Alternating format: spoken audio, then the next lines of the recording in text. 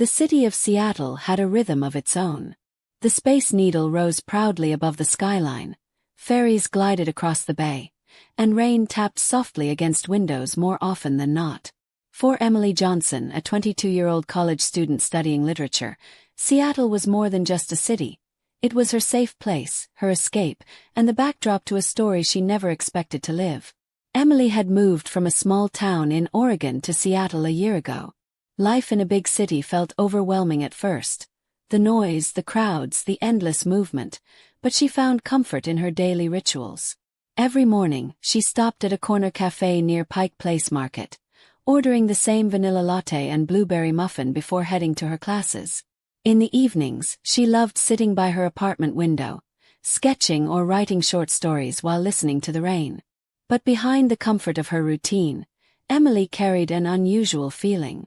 Sometimes when she walked home at night, she felt as if someone was near, close enough to notice but never close enough to see. She brushed it off as imagination, blaming her late-night reading of mystery novels. What Emily didn't know was that someone had been quietly listening to her for weeks. Daniel Carter was 24, a computer science student who lived 2 floors below Emily's apartment. He wasn't the type of person to stand out in a crowd. Tall, quiet, with dark hair and a thoughtful expression. He had grown up in Portland before moving to Seattle, and while he excelled at technology, he struggled with people. Conversations often felt clumsy, but listening came naturally to him. One evening, while sitting in his apartment, Daniel noticed faint sounds through his vent. It was a voice, gentle, thoughtful, and full of expression. At first he thought it was the television, but then he realized it was someone reading aloud. Curious, he stayed still and listened. The words weren't from a textbook but from a story full of dreams, characters, and emotions. It was Emily. Every night, she read her writings aloud before bed, thinking no one was listening. But Daniel, unknowingly, became her secret audience. Days turned into weeks, and Daniel found himself looking forward to the evenings.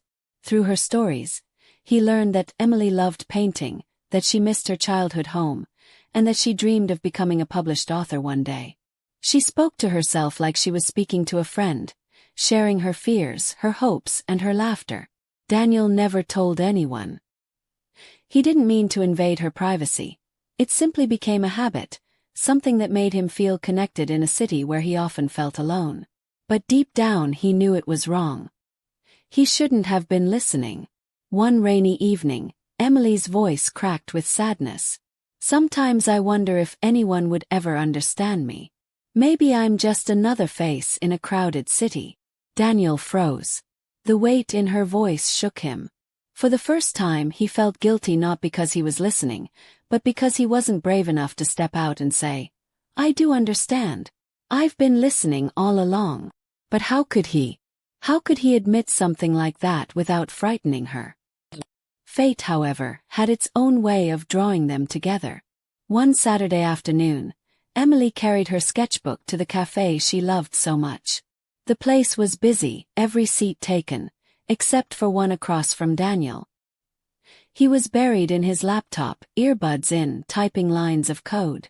"Excuse me," Emily said softly, pointing to the empty chair. "Is this seat taken?" Daniel looked up, startled. For a moment words escaped him. It was her. The voice he had been listening to for weeks. "No, please go ahead," he said quickly, moving his backpack aside. Emily smiled, setting her sketchbook on the table.